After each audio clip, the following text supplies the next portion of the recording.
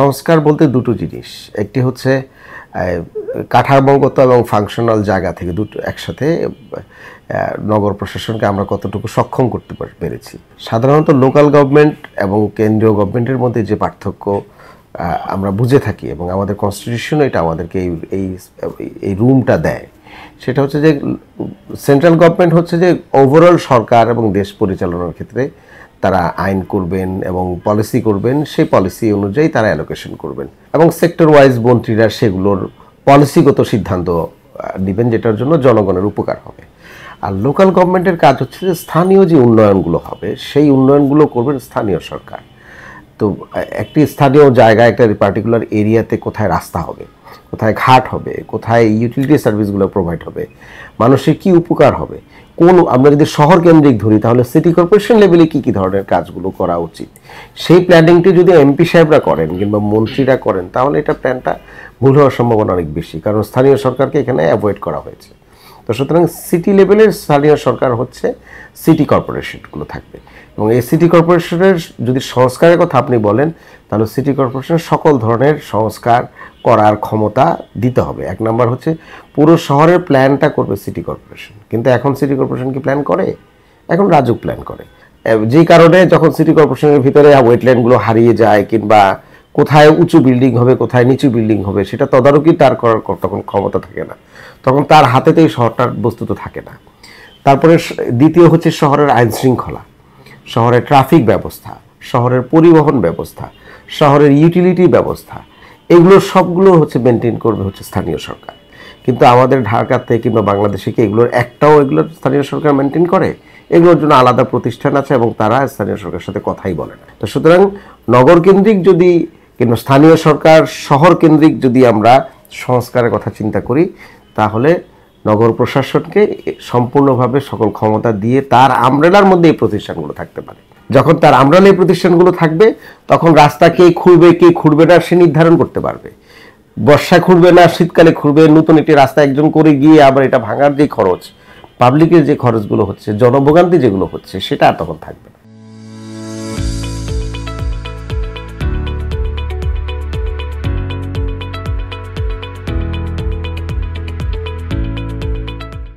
এটা শোনাটা দরকার ছিল, কারণ কি এই বাংলাদেশের 70% লোকজন 2050-এর মধ্যে শহরে বসবাস করবেন। শুধু ঢাকা শহরেই তো 2 থেকে 2.5 কোটি লোকজন বসবাস করে, দেখবেন 16 ভাগের 2 ভাগ লোক শুধু ঢাকায় বসবাস করে। আর আমরা যদি পুরো বাংলাদেশের পুরো আরবান এরিয়া এবং সিটির কথা চিন্তা করি তাহলে তো এখনই অধিকাংশ লোকজন গ্রাম থেকে শহরের দিকে চলে এসছেন। তাহলে আমরা যদি নতুন বাংলাদেশের নতুন ব্যবস্থায় আমরা যেই রাষ্ট্র কল্পনা করি সেই রাষ্ট্র তো আরবান স্টেট হচ্ছে আলটিমেটলি। এবং জুলাইয়ের যে আন্দোলন আমরা লক্ষ্য করবেন সেই জুলাইয়ের আন্দোলনটা একটা urban movement, urban youth led একটি মুভমেন্ট ছিল যেখানে আরবান মিডল ক্লাস এবং আরবান শ্রমিকরা একসাথে গিয়ে মৈত্রী করে মিলিটারির সাথে গিয়ে তারা এটাকে সাকসেসফুল করেছেন। তো সুতরাং সেই ক্ষেত্রে আরবান ইস্যুটাকে যদি বাদ দিয়ে আমরা উন্নয়ন চিন্তাগুলো করি কিংবা ইভেন রাজনৈতিক অঙ্গনেও চিন্তাগুলো করি সেটা কিন্তু আসলে এক ধরনের মানে এক পেশে এবং ইনকমপ্লিট একটি চিন্তা হবে।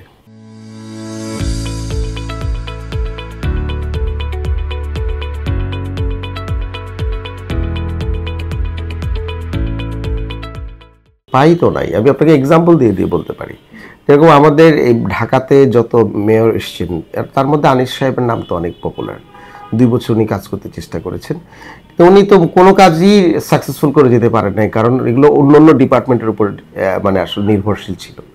ফর এক্সাম্পল এয়ারপোর্ট রোডে যেই সৌন্দর্য বর্ধনের জন্য উনি চেষ্টা করলেন, যে বনসাই গাছ লাগানো হয়েছে, এই সবগুলো নিয়ে উনি কথা বলেছেন, ক্রেডিট নিতে চেষ্টা করছেন, কিন্তু গাছগুলো লাগিয়েছে যে রোডস অ্যান্ড হাইওয়ে, ওনার কোনো ক্ষমতাই ছিল না। তারপরে ব্রিজের নিচে যে ময়লা জায়গাগুলো এখনও পড়ে আছে অ্যাবান্ডেন্ট হিসেবে, এগুলো তো ব্রিজ অথরিটির জায়গা, তো এগুলো সিটি কর্পোরেশন গত 30-40 বছর ধরে চাচ্ছে যে এগুলো আমাদেরকে দিয়ে দেন, কিন্তু কেউ দেয়নি। এই শহরের ভিতরে রাজুকের জায়গা আছে, এই শহরের ভিতরে রাজুকের লেক আছে, কিন্তু রাজুক সেগুলো মশা উৎপাদন হয় প্রচুর, রাজুকের তো মশা মারার কামান নাই, ওষুধ নাই, ওই ডিপার্টমেন্টই নাই, তাহলে এটা রক্ষণাবেক্ষণ কিভাবে করবে? একটা স্বাভাবিক প্রশ্ন আছে, তাই না?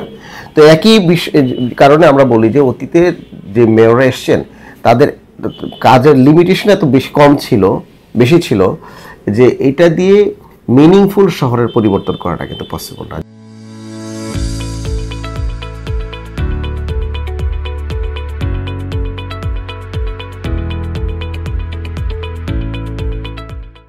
আমি তো সারা জীবন কাজ করেছি পানি এবং শহর এবং হচ্ছে পরিবেশ নিয়ে। এই শহরের 40% লোকজন হচ্ছে ইনফর্মাল সেটেলমেন্টে বসবাস করে এবং এই শহরের একটা বড় অংশ হচ্ছে মাইগ্রেন্ট, মানে যারা অন্য জায়গা থেকে এসে এই শহরে বসবাস, মানে একটা বড় অংশ, লায়ন শেয়ার। এবং তারা হচ্ছে মূলত হচ্ছে কিন্তু ভালনারেবল কোন দিক থেকে? অর্থনৈতিকভাবে একটা ভালনারেবিলিটি আছে, কারণ অর্থনৈতিক ডেস্টিনেশনের জন্যই তো তারা এখানে আসেন। তো এসেই প্রথম ভালনারেবিলিটি ফেস করেন তাদের পাবলিক হেলথ, কারণ এখানে হাউজিং সিস্টেমটা খুব বাজে। 40% ইনফর্মাল সেটেলমেন্ট আছে এবং শহরের মধ্যে পরিবেশের ক্ষতি হওয়ার কারণে মানুষের অনেক টাকা হচ্ছে স্বাস্থ্য খাতে ব্যয় করে ফেলেন এবং অসুস্থ থাকার কারণে তার প্রোডাক্টিভিটি হয় না এবং বেশি অসুস্থ থাকার কারণে তার বাচ্চার এডুকেশন এবং তার পরবর্তী জেনারেশনের ফ্লারিশমেন্টের জন্য এটা সে বাধা হয়ে দাঁড়ায়। সুতরাং এই পুরো বিষয়টাতে একটা হাউজিং জাস্টিস তৈরি করাটা আমার দীর্ঘদিনের আন্দোলনের একটা ইয়ে ছিল এবং পাবলিক হেলথকে ঠিক রাখার জন্য এনভায়রনমেন্টকে ঠিক রাখাটা একটা বড় চ্যালেঞ্জ আমরা মনে করি নগর মানে অ্যাডমিনিস্ট্রেশনের জায়গায়।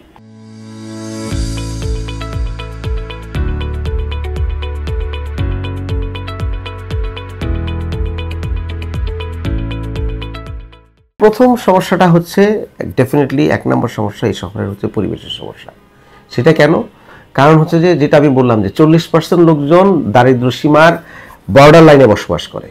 এই লোকটা যদি সপ্তাহে 3 দিন, মাসে যদি 3 দিন 4 দিন অসুস্থ হয়ে যায়, তাহলে সে সাথে সাথে দারিদ্র সীমার নিচে চলে আসতেছে, কারণ 3 দিন অসুস্থ হওয়া মানে তার 3 দিনের প্রোডাক্টিভিটি নাই, একই সাথে তার সে দারিদ্র সীমার নিচে চলে আসতেছে। এবং এইটার পেছনে ময়লা ওয়েদার, ডেঙ্গু, যেখান থেকে ডেঙ্গু উৎপাদিত হয়, ময়লা ওয়েদারের কারণে তার জ্বর হয়, ময়লা ওয়েদার কিংবা বায়ু দূষণের কারণে তার হাঁপানি হচ্ছে এবং হচ্ছে যে নারী ঘটিত রোগ হচ্ছে, শিশুদের রোগ হচ্ছে। তো এই আনপ্রোডাক্টিভিটি তার তৈরি হয় এবং তাকে অর্থনৈতিক ভালনারেবিলিটিতে নিয়ে যায়। এবং এই শহরে তো তার অন্য আত্মীয় স্বজন নাই, তাদের সিটিতে যারা মাইগ্রেন্ট এবং অপেক্ষাকৃত দরিদ্র, তাদের সোশ্যাল সেফটি নেট না থাকার কারণে যখন সে অসুস্থ হয় তখন সে সবার আগে দ্রুত সে দারিদ্র সীমার নিচে বসবাস চলে যায়। তো সুতরাং urban environment, urban private health এবং আরবান পভার্টির সাথে সরাসরি সম্পৃক্ত। That is a big challenge আমি মনে করি। 2 নম্বর চ্যালেঞ্জ হচ্ছে ইনফ্রাস্ট্রাকচার। আমাদের রাস্তাগুলো ঠিক মতে বিল্ড না, স্পেশালি প্রত্যন্ত গ্রাম যে ওয়ার্ডগুলো আছে এবং ভিতরে যে রাস্তাগুলো আছে, শহরের যে মেইন রাস্তাগুলো আছে, সেগুলোও সুন্দর নাই। সেগুলোর মেনটেনেন্স ভুলভাবে হওয়ার কারণে, বারবার কাটার কারণে যাত্রীদের চলাচলে অনেক সমস্যা হয়, সময় ব্যয় হয়, যানজট তৈরি হয়।